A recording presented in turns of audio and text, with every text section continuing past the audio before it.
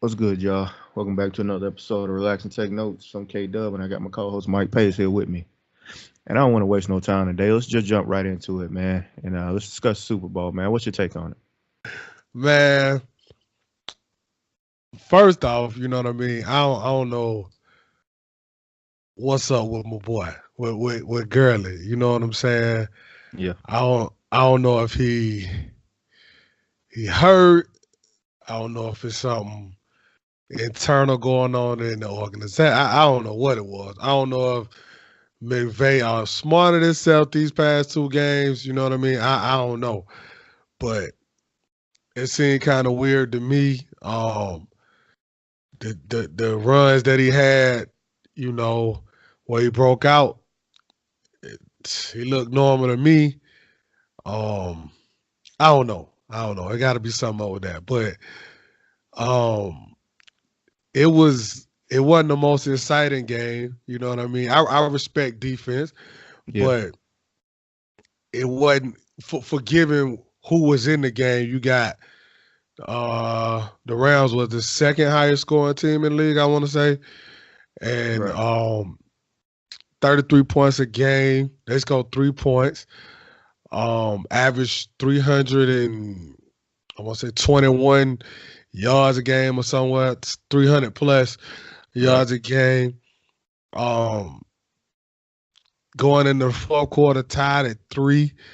You know what I mean? You got the Patriots, who I mean, this year offensively, uh, I mean, because we know Tom Brady never really had that guy at receiver besides Randy Moss.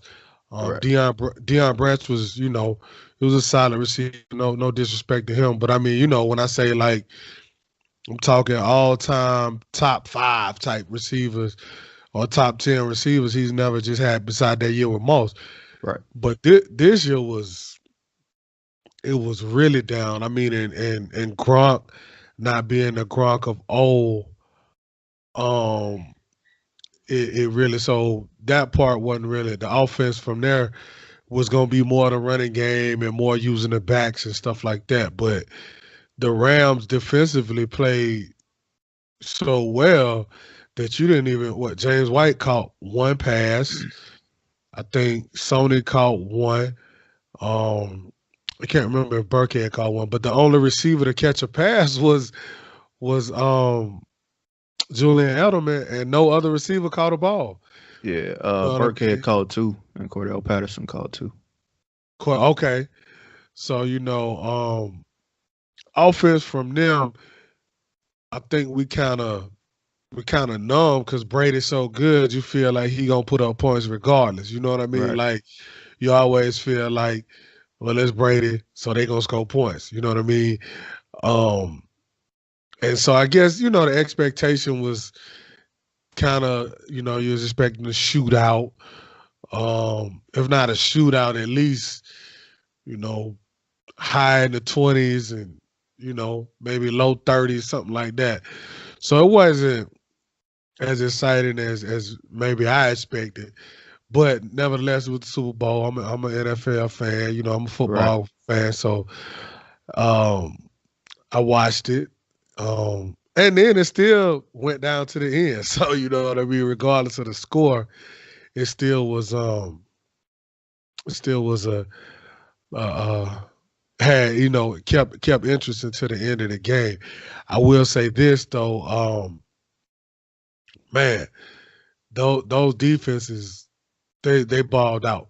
I mean, yeah, they balled out, man. Yeah, they They, they did. they really did. They really did ball out. Um, uh, as far as the MVP went, I can't argue Edelman. You know what I mean? Like I'm not mad at it. I'll say that. Um, but me personally, I probably would have gone with Dante Hightower or either Gilmore because of the impact that they had shutting down the Rams. Like, I you know what I mean, mean? I think Sony Michelle could have got some consideration too. Yeah, yeah, yeah. Yeah, being that he scored the only touchdown as well, Yeah. He almost had 100 yards too. and the impact of his runs. Right. Because that last drive, man, the first run he had, you know, was a huge impact. So, um, I wasn't mad at the MVP. Edelman killed him, Yeah, but he did. it was it was it was shocking to see both of those teams not score as many points. Um, but like I said, once again, credit to the defenses. Um, Belichick, man, Jesus. I mean, defensively, man. I mean, it was crazy. Yeah, It was crazy. You know what I mean? It was like I said, it was, I guess, underwhelming from a excitement factor, but as far as just being a football fan and respecting the defense, I was yeah, still engaged. You know what I mean? yeah. The casual fan might look at it and say, "Hey, it was a sorry game or it was boring or whatever." But people that actually sit down and and watch a lot of football, you know, we actually appreciate defense, and I think it was a good game. I mean, of course, we expected more points to be scored, but I think opportunities were there. A huge play in the game to me was that touchdown that Cooks that he dropped Yeah. that Brandon Cooks dropped. Because I honestly think like it was a good defensive play, but I think he was gonna drop it anyway. Do you? Cause it looked like to me it was coming out before the defender's hand even came in there. But I mean he balled out though. You can't really blame that on one play.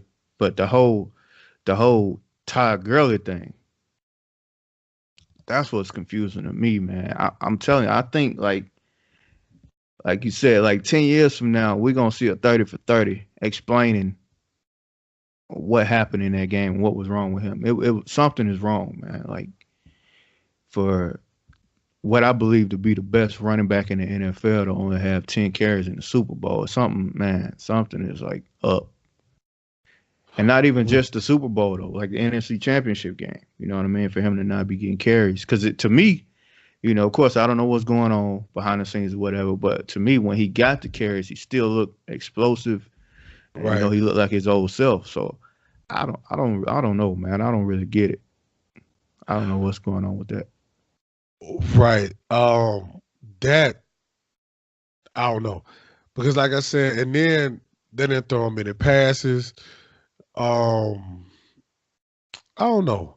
I don't know because to me, I feel like with the way the Patriots were defending them, you almost had to utilize him in the passing game, Right. like check down, check down, check down to make them respect it. So and to get a mismatch, you know what I mean? Like Hmm. he would have had constant mismatches if you did that. But once again, like you said, we don't know what's going on, but I mean, come on, like that Yeah. that would be if that would be like, okay, LeBron hurt right now. Let's just say right now was the Western Conference Finals. They playing the Warriors, and he not hurt, but you sit him out the whole fourth quarter because you know what I mean. Like you feel like the team was rolling. Nah, Right. like you go if you gonna go down, you gonna go down with your best shot. You know Right. what I mean? Like so. I don't know. Something had to be up with that. And like I said, and I do, I'm not a Patriots fan, Tom Brady fan, but man, I gotta tip my cap, man. Got to. 9 Super Bowls, man, 6-3. Um, Jeez, like that don't even sound believable. Like what? Right. 9 Super Bowls. Like one guy played in nine. Like forget did he win them all? Just like this cat played in 9 Super Bowls in one organization. You know what I Right. mean? Um, and that's crazy. You know what I mean? But to be 6-3 in those nine, and I was watching Undisputed, and they were talking about did that game impact his legacy? And I agree with Shannon Sharp. Like, not at all. Like, regardless of what he did or does from this point out, dude legacy is cemented. Like, Yeah, already. they could have lost last night and it wouldn't have changed how I felt. Like, Right. it is what it is. But man, so like I said, I ain't no fan of him, but I gotta give it up. Like, that's crazy. And two, when a play needed to be made, he made it. Yeah. You know what I mean? And even with Grunt, because Grunt clearly not the guy that he was. And that ain't no knock on him. I mean, his style of play, his body type is taking a toll. To me, Grunt look like he done. He look like he can't handle that grind no more. Like that mental aspect of it. It look like it's wearing on him. To me. Yeah, I mean, if you look through the years, man, some of the injuries he's had, and just the way, the punishment that he's taken, man, it's a wrap. But you know, to his credit too, that was a heck of a catch. You know what I mean? Like, and to get open, to focus on it, and bring it in, that was big, man. So you know, I got to give it up to the Patriots as much as you got to. You know, I be hating on the Patriots, but man, I got to give it up. I can't even front, man. That's amazing, man. That's amazing. Like but think about this, Kevin. These cats' first Super Bowl was when we was in Alaska, bro. Right. You know what I mean? And now, dude, we talking about almost 20 years later, and this dude not only still going to Super Bowls, but winning them. Exactly. Like, it's one thing for a coach, but for a player, the quarterback, like, that's insane, man. Yeah, you got to give it up. You got to give it up to Brady, man. Like, at the whole organization, him, you know, Belichick, all of them, and let's be real, man. I won't say we all, but I know me and you, we wanted the Rams to win. For you sure. know what I'm saying? But I kind of knew what was going to happen. I expected the Patriots to win that game. The Rams, to me, you know, they don't really have enough experience, you know, deep in the playoffs like that to be beating a team like the Patriots. I didn't feel like they did. But. Well, the big part, the experience, the two major factors is where they were the most inexperienced. Right. The quarterback and the head coach. And then as we just said, the quarterback and the head coach on the other team, this their ninth time going to the Super Bowl. Right. Versus what's this Jared Goff third year and a 2-year head coach. Like, you know, and like you said, we knew it was gonna happen. Cause exactly what was thought to happen to Jared Goff happened. Right. You know what I mean? Like, he missed some opportunities. Even the one where he hung the ball up when he missed Cooks when he was open. Yep. You know what I mean? So, but you know, you gotta give it up, man. Yeah, but in the Super Bowl, those plays, I mean, those two have to be made. You know what I mean? The one where he was late, where Jared Goff was late over the middle for a touchdown, and that one that I felt like Cook dropped. You know, plays like that in the Super Bowl got to be made. And to touch on that whole Todd Gurley thing again, I think the fact that he wasn't getting carries kind of affected their play action game a little bit because, you know, absolutely. They run play action, I think, more than any other team in the NFL. Right. So I think as a whole, him not getting carries or him not being healthy or whatever the case may be, I think it affected their entire offense. You know what I'm saying? Yeah, absolutely. Because for one, like you said, it affect the play action. But see, for them, play action is everything because they don't really utilize tight ends either. So you utilize that play action to get those receivers open and to freeze those linebackers. Man, Dante Hightower and Van Noy, bruh, they was like, man, whatever, y'all ain't running the ball. Right. And he's coming to get his head. You know what I mean? Like, at least, like on the carries Gurley got, it was like, if you could have what did he get? 4 carries in the first half or 3 or whatever that was. Like, he should have had 10 carries by the end of, you know what I mean, the first quarter. Right. You know, and to play a team that good and that experience, you got to capitalize on their mistakes. Like, they got the interception on the first possession of the game. You know what I mean?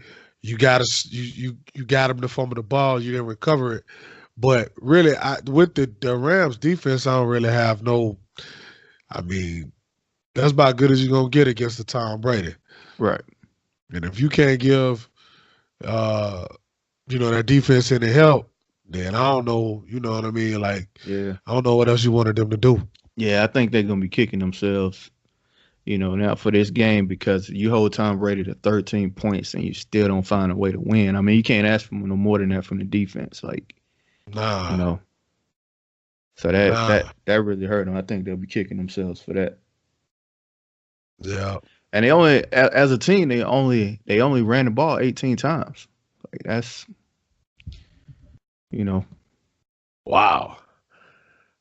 And you think about that 18 times with the running back who led the league in touchdowns, you know what I mean? Total touchdowns. And you ran it 18 times. Right. And Sony Michel had that by himself. So, right. I don't know. But let's move on, man. Let's talk about AD and this trade that he requested and all of that. I see that the Lakers sent an improved offer. Right. I saw that too. I saw it not too long ago. Yeah. I don't really know what the details are as far as an improved offer, but I don't know, maybe they're making a real push for him now. And he also had the Bucks and the Clippers on his little list of places that he want to go. Right, and the Knicks as well. So on that improved offer is supposedly Lonzo Ball, Kyle Kuzma, Brandon Ingram, Rajon Rondo, Lance Stevenson, Michael Beasley, and 2 first-round picks. So I think basically they added Brandon Ingram and a pick to the previous offer, maybe. Beasley, I don't think was on the other one. Was Beasley? I don't think. I thought he was. I could be wrong. What Beasley was Lance Stevenson? One of them wasn't on. I know. Nah, Lance Stevenson wasn't on there, I don't think. Okay, so then they added Ingram and Lance. Yeah. Okay, and then 2 first-round picks. So, and there was one pick, I think. Yeah. Yeah, it was 1 pick the first time. So, and they also said as far as his list, it was who'd you say, the Clippers, Bucks? Yeah, Clippers, Bucks, Lakers, and the Knicks. Yeah. So, I mean, that's a first. I mean, if you do that, if you LA, you basically saying this isn't about this year, because there's no way in the world you're gonna win with just right. Because you're giving up both your point guards, right? Because you're giving up Rondo and Ball, which Ball not even playing right now because he injured. So you're giving up Ball and Rondo, and you also giving up Michael Beasley, which, I get it. And you're giving up Lance Stevenson, who we can all laugh. We all laugh at Lance, but it's just something about Lance. He do a lot of silly stuff, but he do a lot of stuff to help you win. Like, you know what I mean? Lance tough, man. Yeah, you're not gonna rely on Lance as far as like go get me 30, but Lance, look at when Lance was on like meaningful teams, he was always on the floor in crunch time. Like when he was in Indiana when they was battling with Miami, he was always out there. You know what I mean? Like even now, like you could tell LeBron like playing with him. You know what I mean? Like, cause he a winner though. You know what I mean? Like he's never won a championship, but he got a winner's mentality. And like you said, he tough. And he don't do that. He don't do silly stuff when the money on the line. Like he not gonna get you, you know what I mean? Like no stupid. He ain't gonna do nothing crazy, make no crazy plays. Right. Um, but you giving up Rondo, who has been playing really well for them, and Ball, like that's kind of okay, whatever. And then you giving up Beasley and Ingram, who's been playing well for them as well. Um, and also you giving up two first round picks, right? Right. So like that's a lot. That's a lot. You know what I mean? So basically you're gonna clear the decks, you're gonna shoot hard for Klay Thompson. You know what I mean? Mm-hmm. Obviously. Or Kawhi Leonard or Kevin Durant, whoever, or Kyrie Irving, I don't know, because all that's Right. out there, which is Mm-hmm. unbelievable to me, but whatever. So that's basically what you're telling me, because there's no way you're going to beat Golden State, Denver, Oklahoma City, Houston. Nah. I like for me with Houston, it's just the James Harden effect. So It's the James Harden show. you know what I mean? So you might be able to sustain that with LeBron and AD. So, but I don't see you beating those top three guys. Right. What Golden about State, Denver? Denver. Oh, come on, You think they beat Denver? hell, they won't beat Denver not with just LeBron and AD. You're gonna need more than that. Because Denver's Yeah. such a complete team. You know Yeah. what I mean? They're super, super complete. Um, Jokic ain't scared of nobody. So Millsap ain't scared of nobody.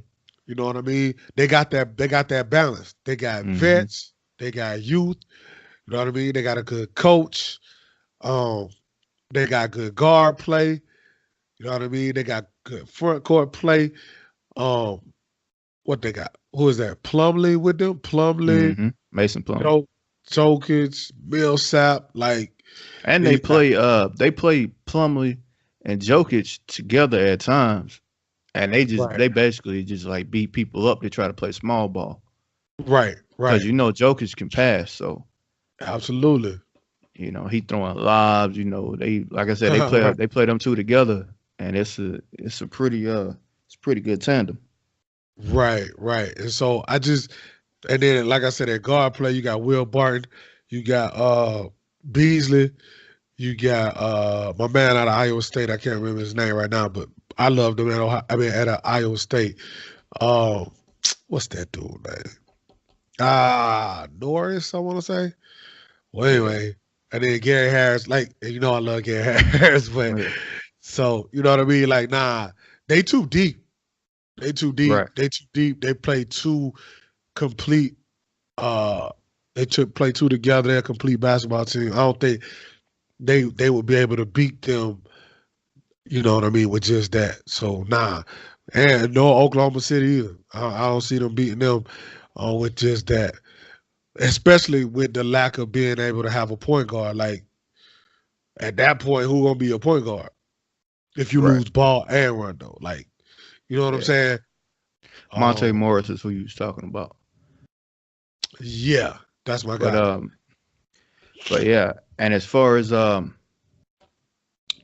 Bucks go, do you? Cause right now, yeah, I do give up basically everything I have except for Giannis for Uh huh. AD. But as far as the chemistry, you think with them being as high as they are right now in the East, being on top of the East, do you interfere with that chemistry? Do you break that up to bring AD in? I would, but I'm saying like, there's a question there. Should you Yeah, mess with no, that chemistry? I get it because that chemistry is so important as you always state.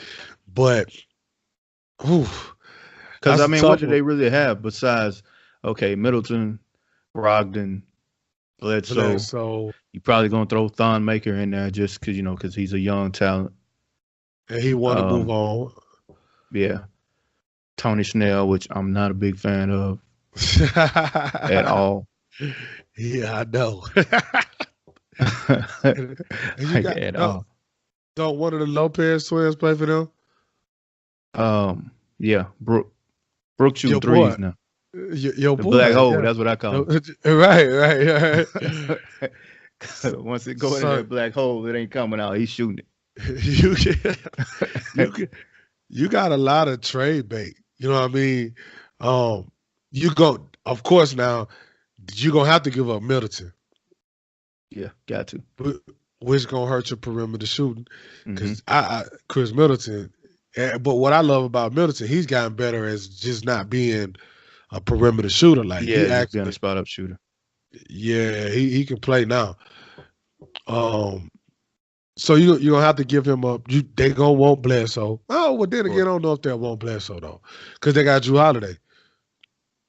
Yeah, it's true. But but they can move Drew to the two, as we saw when Rondo was there. What do you do with Alfred Payton? Do you start him? I forgot about Alfred Payton. He was hurt. I forgot about him. Yeah. Um, you, yeah, I mean, I don't know. It's just hypothetical anyway. But I'm saying just to make the trade work, for them to get as much value as they can, you're gonna have to give up basically everything. I don't know if they have enough to even jump into this race for AD.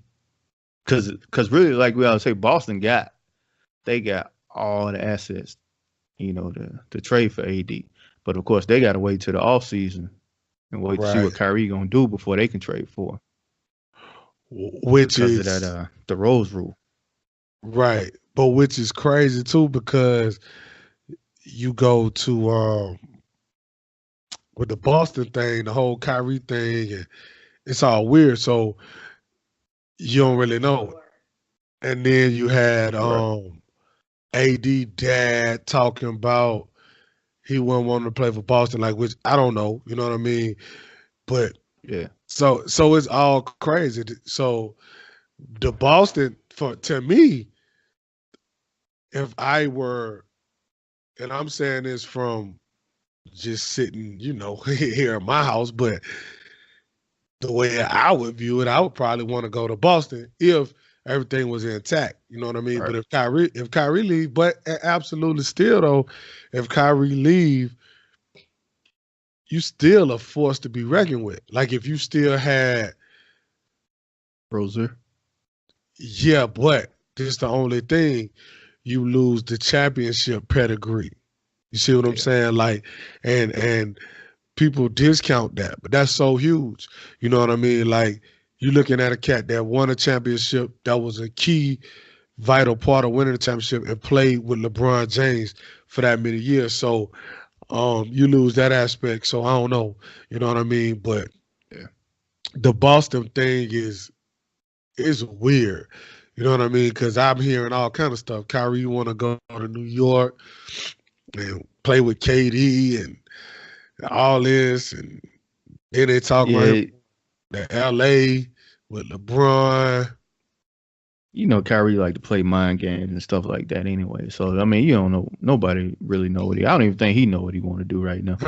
Right. So Because and the crazy part about it is that team looks so good. right.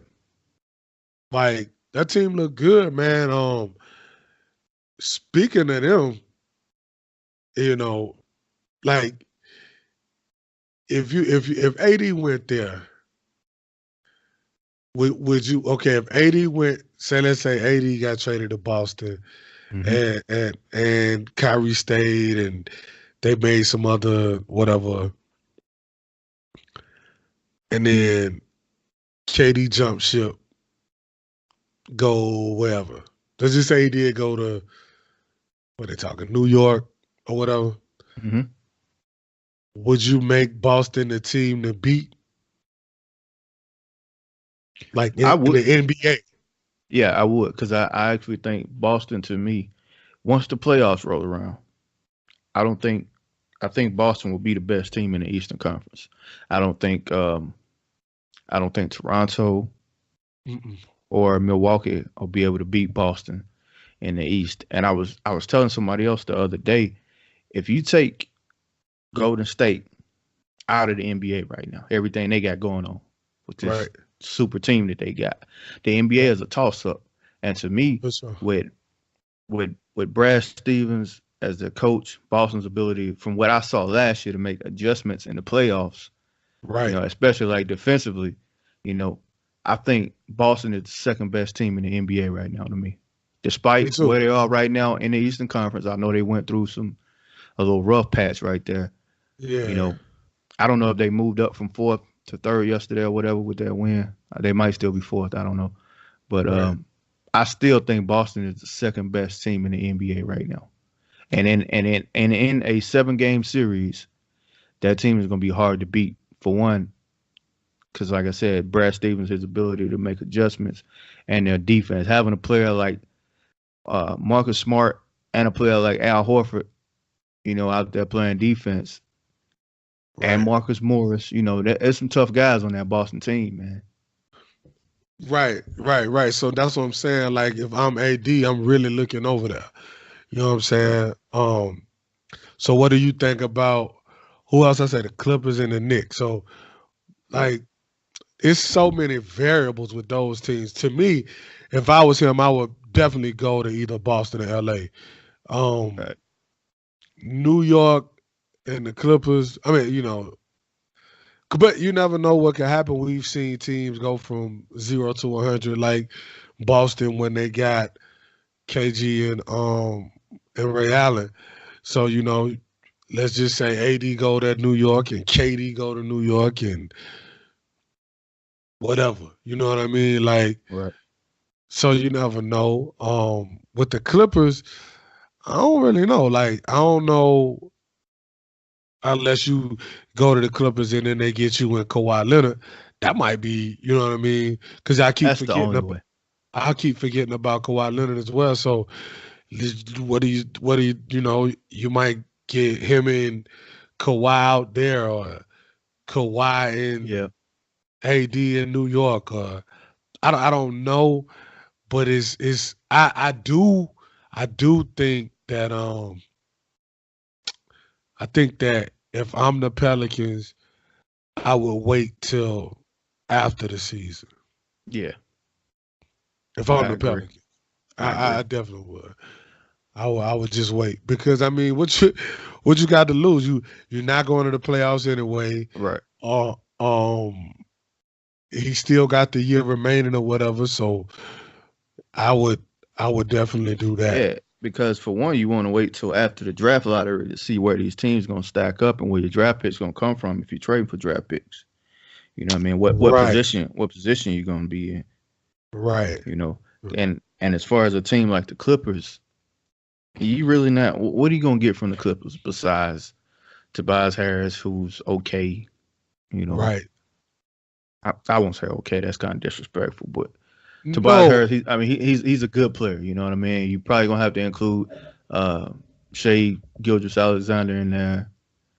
Um, what else do they really have? Like you're not. I mean, if AD go there, you got to have something to play with him. So you're gonna keep Lou Williams, like throw Yeah. Pat Not Beverly in there, somebody like that. Like they don't really have the assets, man. To me, well. And the thing is too, if I'm AD, like who am I? Like, and yeah, okay, we both love Tobias Harris, but like Tobias Harris isn't Kevin Durant or LeBron James. Like right, Tobias Harris is not gonna be able to have your back like that when you know what I mean, have a bad right, game or in the playoffs or whatever like that. He would be so if you got Tobias Harris and Kawhi Leonard, okay, cool. You know what I mean? Or like Tobias Harris and Kevin Durant or something like that, then I could see. But I don't really see the Clippers thing, but uh the New York. What did you make of the New York Knicks whole thing? I, I mean, what did you get? Dennis Smith Jr., DJ, and Wes Matthews. I mean, Wes West, Matthews, he is what he is. I think Wes Matthews could help like a contender or somebody like that, like a OKC. right, Somebody that can knock down shots and play defense. But as far as the Knicks go, I mean, they need too much. Like Dennis Smith Jr. is not on that level yet. You know, Mm-hmm. um, DJ. I mean, basically, he's a rebounder and shot blocker. You know, on offense, all he good for is catching lobs. You know, Right. he's a pick and roll big man. He's not really somebody you can just like dump the ball down to, you know, and tell him to go to work. That ain't really gonna happen. You know, they. I mean, of course, they improved because Porzingis wasn't playing anyway. You know what I mean? Right. So for this season, yeah, they improved, but I'd rather just tank and try to get Zion or Cam Reddish or somebody like that, or John Morant. You know what I Right. mean? Yeah, no. I'm with you. I was trying to figure it out myself, and that's why when they keep saying like KD and him and KD and him KD and Kyrie. I mean, I don't know, but I don't know that whole situation is fine. I mean, and I totally get AD wanting to leave. You know what I mean? Like I get it. Um, this one I don't understand though. Like in regards to him, and this even go back to like LeBron James in Cleveland, right? I don't get how, as a owner or management, you allow seasons and seasons and seasons to go by without getting those guys like valuable help. Right. I don't get that. Like you when you got like generational type players, like LeBron Hmm. ain't a fall off the tree you know what I mean? Like he Yeah. ain't the average everyday guy. Anthony Davis not the average everyday guy. The Kevin Durant situation was a little bit different. But even still in that situation, the whole James Harden thing threw me for a loop. And then they made some business decisions that was kind of iffy too. But I just don't Hmm. understand how Anthony Davis has been there this long and like, what have you done? You know what I mean? Like you got Boogie, and I get that he tore his Achilles, Hmm. but even still, like, who really has been there to play with him?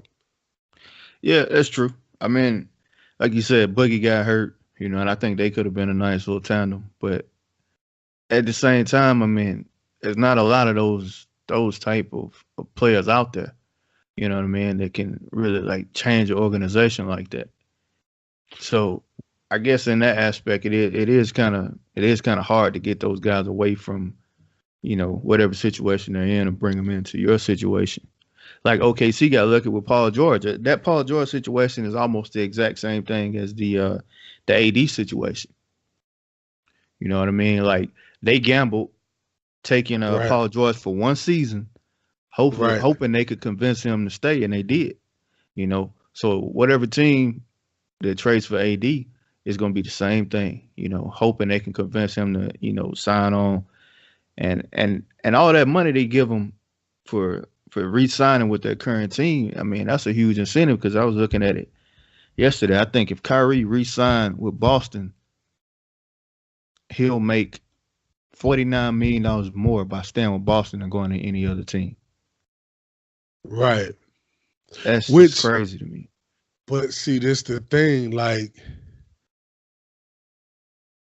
you know that you making a lot of money when you like, I don't care. Like, you know what I mean? So it's Right. almost like the NBA almost got the gift and the curse going on. You know what I'm saying? Hmm. Because like, you make a lot of money, but like to the point where now these cats they're like, well, I'm good anyway, and they make so much money off the basketball court to where it's like Right. I could take a hit NBA wise. You know what I'm saying? Because I make Right. that up with Nike or whoever, Yeah. McDonald's, whatever it is. But nah, I mean, I'm saying like as far as when I say like getting guys in there, like think about when LeBron was in Cleveland the first time, like all the guys that Hmm. was available. Like um LeBron he wasn't in his prime. Yeah, he hadn't turned the corner yet, but man, young, just like just the young bull, man, just do whatever. Like, if I'm a guy like at that time, well, Mark Stoudemire was the first one I was always screaming back then, but his knees kind of failed him. So Yeah. I understood that. But like, man, they went and got Shaq. Like they was doing like, come on, man. Like, and no disrespect, but Shaq had, come on, man. Like, Yeah, he was then old. they got Antoine Jameson and like all these guys, they was like, come on, man. Like, he need a shotgun guy. Like, you know what I'm saying? Like, and so I just feel like a lot of times those owners, like, they kind of almost they feel like, well, he ain't going nowhere or whatever. And I think LeBron kind of shattered the mold. It pissed a lot of people off. You know what I mean? I wasn't a fan of the whole Miami thing, but like, I can understand why. I can understand why you would want to leave. Now, not Yeah. necessarily say I agree with him going to Miami, which Right. that ain't my, that ain't my life. That ain't my. So, but I'm just saying, like, I get why, everybody, like, he was super young, but I get it. You know what I'm saying? Like, man, I'm great. So that pressure there, winning the championship and all that, I get all that. But I'm just saying, like, I think a lot of times these owners just like, they don't do enough. You know what I'm saying? Like, they don't do enough Yeah. to make them guys want to stay. You know what I mean? Like I said, man, like, at that time when LeBron was in Cleveland, there was a lot of stuff they could have done, because I felt like he could have even made a cat that was maybe like not that good work. Like, kind of like the Kobe with Gasol. Like, Right. Kobe was screaming, just get me somebody. Like, it ain't gotta be, but y'all gotta get me somebody now. You know what I'm saying? Mm-hmm. They got him power. They got him power. He shut up. He like, all right, I can make this work. All right, Right. Right. I can make this work. And he made it work. You know what I'm saying? Right. Like, they went, what, 2-1 in the finals. Um, they weren't ready that first time. All right, cool. Went back, beat Orlando, came back, beat Boston. Like, but Oh, I just felt like they never gave LeBron a fair shot. You know what I'm saying? Same with AD. I feel that's what's going on with him right now. Like, you never really gave him a fair shot. And he, 25 years old. He kind of feeling like, man, you know what I mean? So I get it. So, but it's so different now than, like you always say, than like what we came up on. Um, it's just, so now it's like almost nothing is surprising. You know what I'm saying? right. Because we didn't see these kind of acquisitions when we were coming up. Like, you saw some Yeah. trades, you saw big time trades, but free agency wasn't crazy like this. You know what I mean? Right. And the money wasn't like this. So Right. it's all different. Yeah. And we discussed Boogie a little bit earlier. How do you think he looks in Golden State since he's been back? Wow, man. First of all, I didn't think that he would. Um, I figured he would come back and be okay. You know what I mean? Because his age, but his size and his weight, I was kind of worried about as far as like this soon. But for him to be moving like this, like, it's crazy. And he not even moving all the way, he not 100 yet Yeah. as far as, but to be moving like he moving and showing the flashes like the dunk he had the other night, like, it's crazy.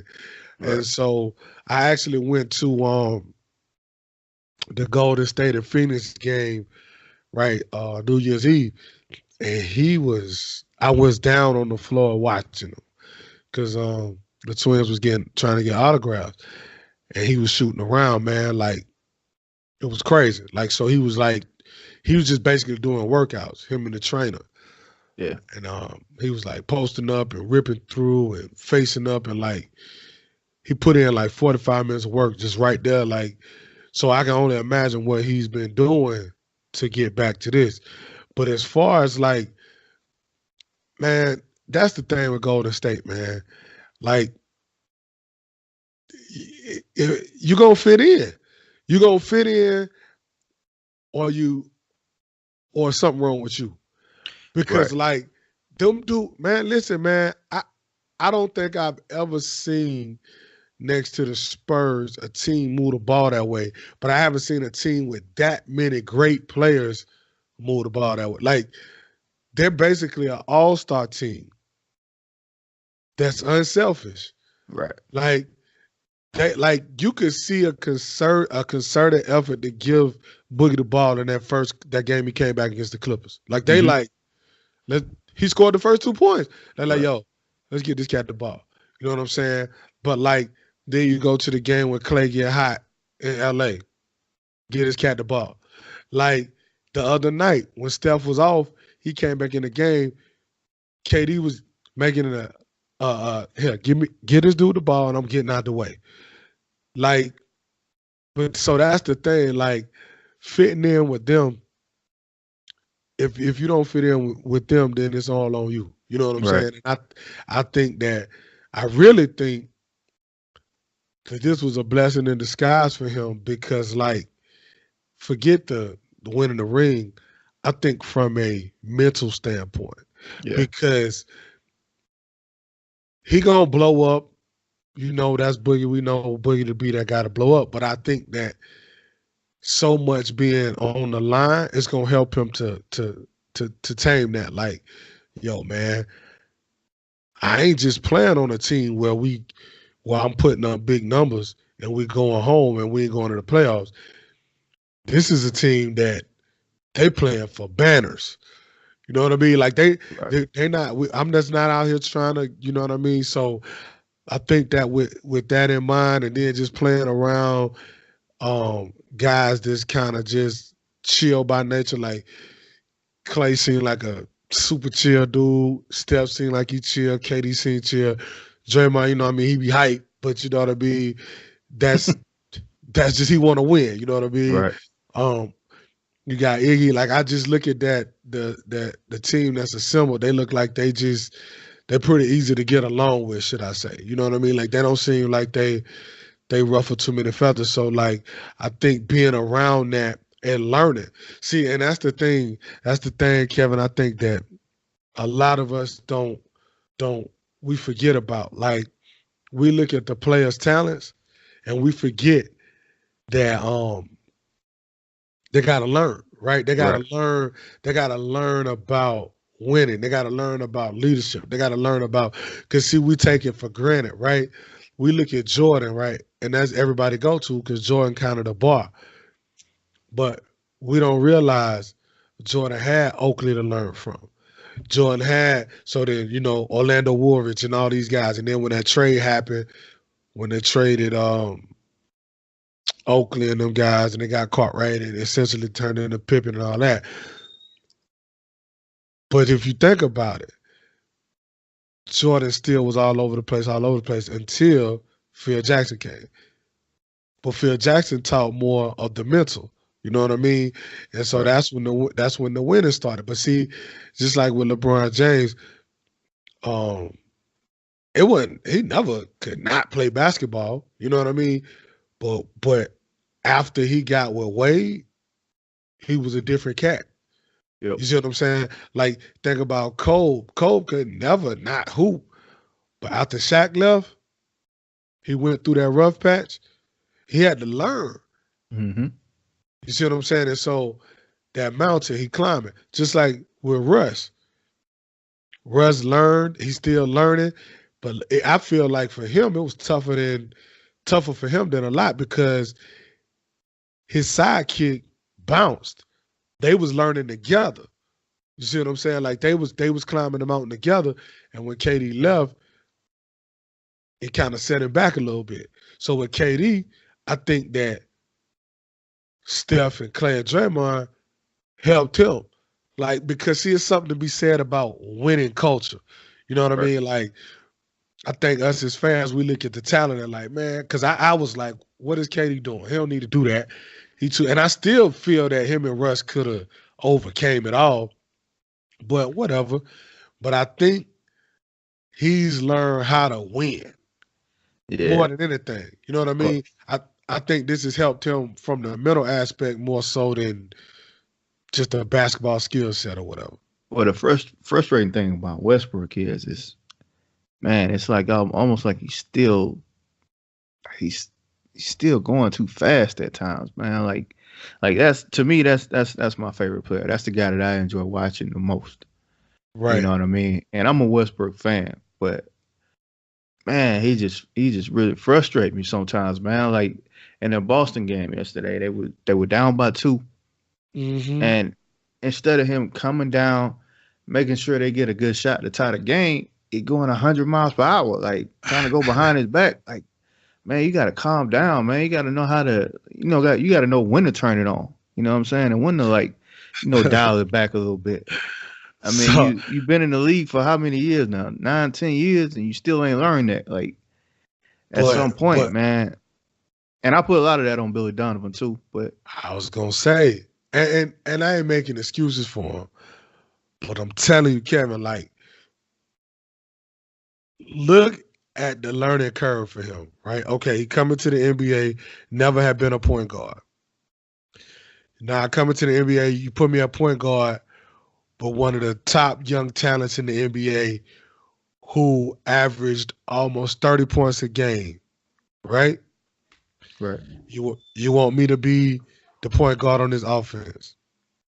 So now I come into the NBA in an era where the point guards now, whoo, like think about who was in the league at that time when he came. Darren Williams was at the top of his game. Chris yeah, Paul was at the top of his game. Rajon Rondo, um, Derrick Rose. You had all these guys. John Wall yeah. wasn't. 10 years ago, was Baron Davis still doing his thing? 10 years ago, he Uh, faded a little bit. he was at the end, but I'm just saying. So you got to have that balance between scoring the ball and passing and all that. And they were a running gun team because it was young, fun, and high flying. Okay, so then they go into another echelon though, Kevin, pretty fast, and which I don't think they was ready for. Right? They end up beating that year. Didn't they beat the Lakers and the Spurs that year? Yep. So you knocked off Cole, and then you knock off Popovich. You know what I mean? Which at that time had the young Kawhi, Tim Duncan, Ginobili, Parker, all them cats. So you knock them off, and then you go to the NBA Finals, and then you playing against LeBron, Wade, Bosh, these guys, right? All right, you win game one. You should have won game two, right? Right. Westbrook have the 40-point game in Miami, Yep. which might have been one of the worst things that could have happened to him because he's already super confident. Yep. That gave him supreme confidence because now I did this in the NBA Finals on the biggest stage against these guys. You know what I mean? So the learning curve, I'm still talking because like you trying to figure out what works, but then that was almost like a pseudo effect. Like, oh, I could just run past everybody and do this and do that. You know what I mean? So then they come back and then you say, all right, now you lose one of your biggest assets in James, right? Who helped to offset Russ. So now it's all back on Russ. But now you got championship expectations, right? What happened the next year? He got hurt. It was all on KD. KD Yep. couldn't handle it. They played Memphis. All right. KD, the next year, they going to win it. They going to win it. KD get hurt. It was all on rest. You know what I'm Yeah. saying? So, like, it's always been stuff to kind of stun his growth. Then you get a new coach, right? This coach, I'm pretty sure, was very lenient towards him and Kevin Durant. Never, you know what I mean? Never coached in the pros. I got two of the biggest stars in the game. I'm gonna kind of let them do their thing to a certain extent. You know what I'm saying? You Yeah. I you feel got you. this. You got the Golden State Warriors down 3-1. They blew it. I know in his mind he thinking, dog, me and my boy Kevin gonna come back. Kevin leave. It's almost like he was at ground zero again. I mean, But I feel you, but we I'm talking saying, about we talking about a 10-year span here, man. but At still, some Kevin, point, I get it, but think about this. The year he won the MVP, he did it his way. right? So think about that. Like, I win the MVP doing it my way. My way must work. So maybe I'm a genius and all y'all crazy. You know what I'm saying? Like, that's how that work. You know what I'm saying? Like, and I get what you're saying because of the 10-year span. But think about it, man. He's still only, 29, 30 years old? Like, the dude has had, it's almost like the quarterback who have all the coordinators. You know what I mean? Like, it's been a rough, bumpy ride. Like, I think this year might be the most stable since him and KD was rocking. Cause man, because Paul George hooped. Right. So, but think about when him and KD was at their best. Like, they was unstoppable, bro.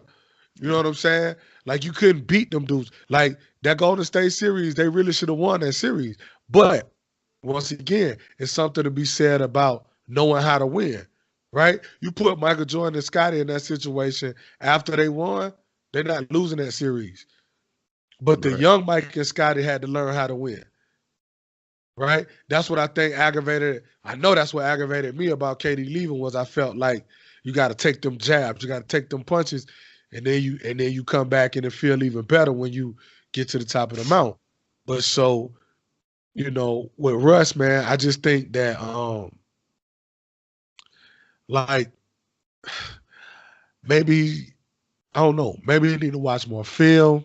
No, Mike. Russ is stubborn, man. That's his problem. He's super confident and stubborn.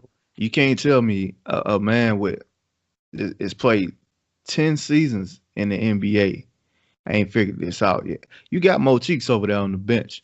You can't tell me Mo Cheeks ain't seeing this and ain't talking to this man about this stuff, man. Absolutely. Like, absolutely.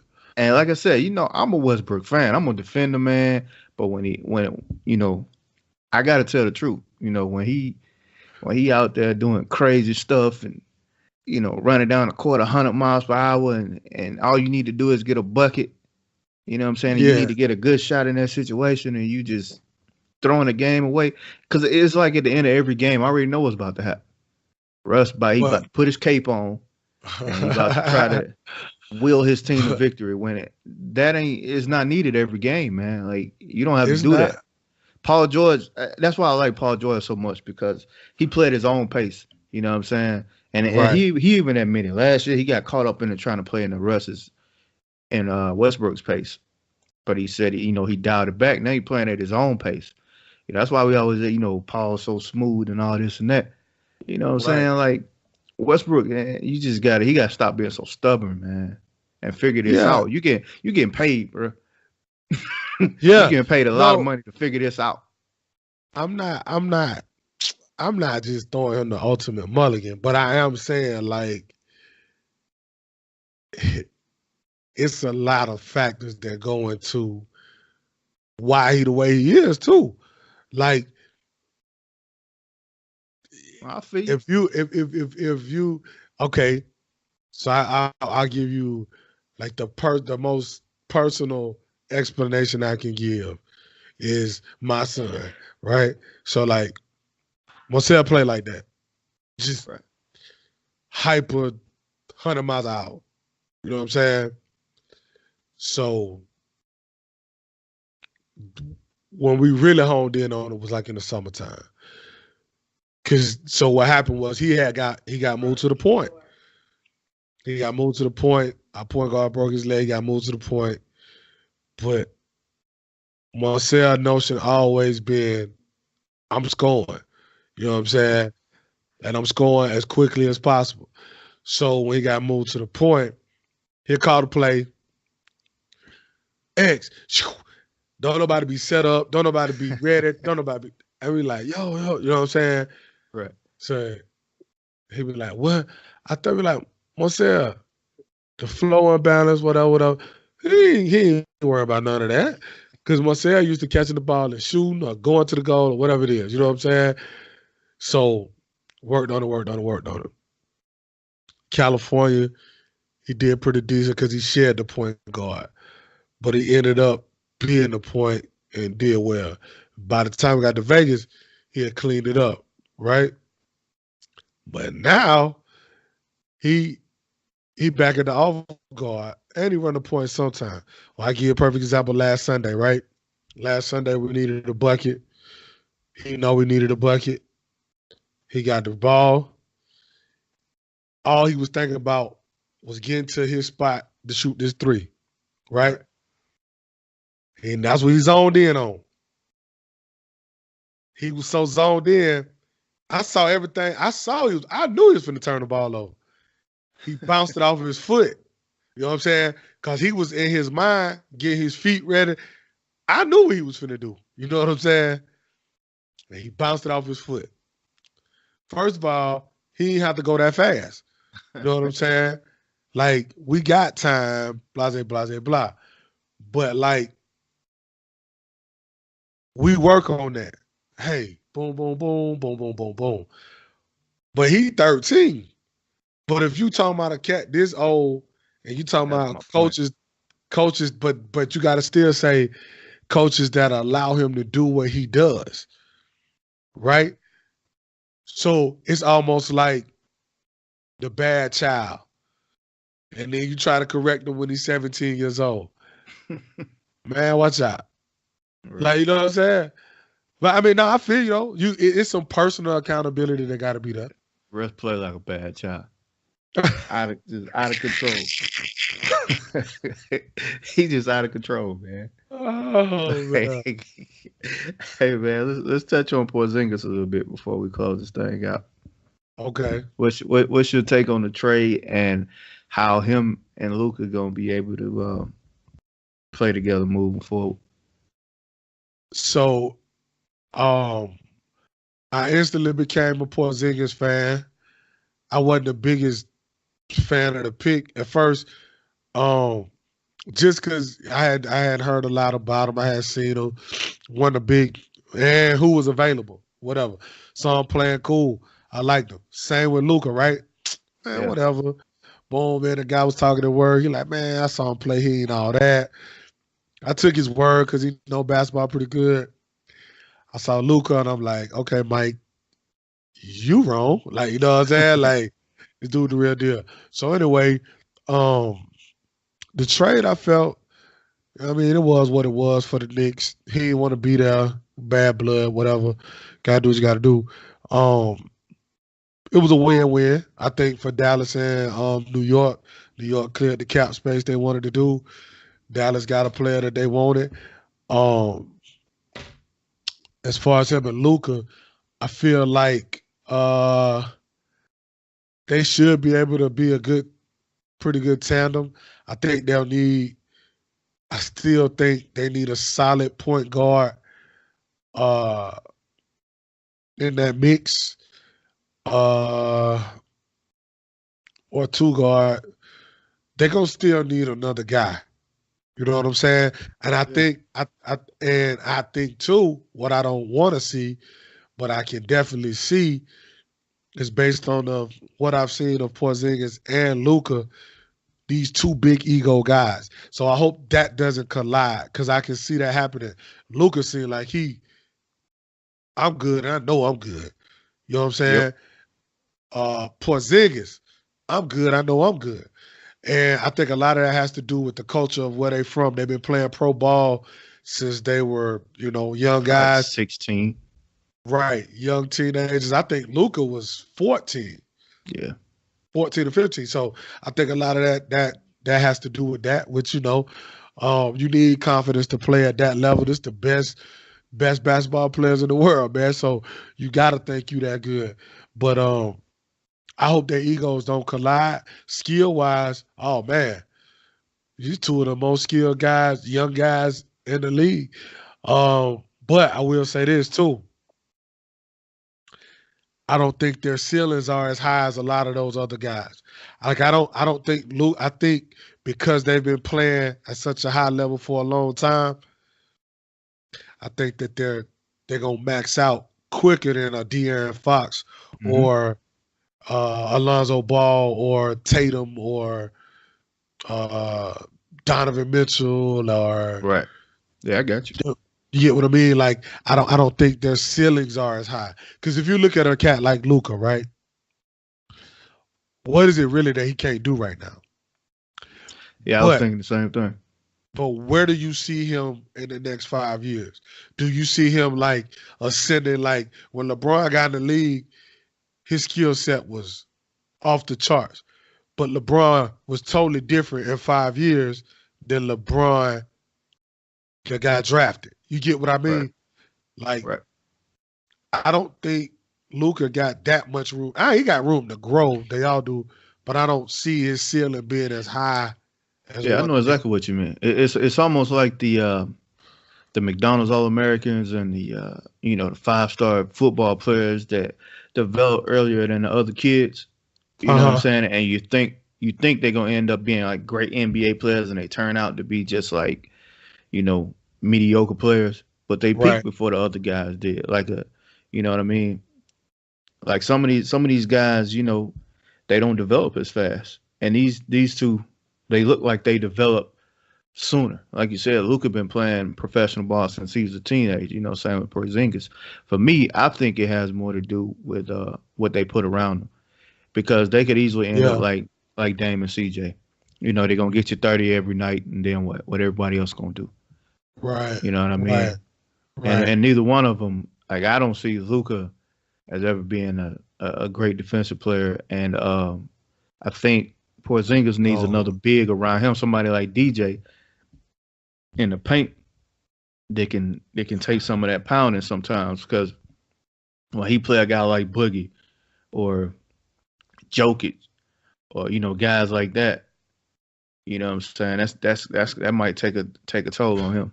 So, so that's like, and that's a great point because you think about like KG always had another big guy, like Yep. not necessarily to score, Yeah, but bro, I need you.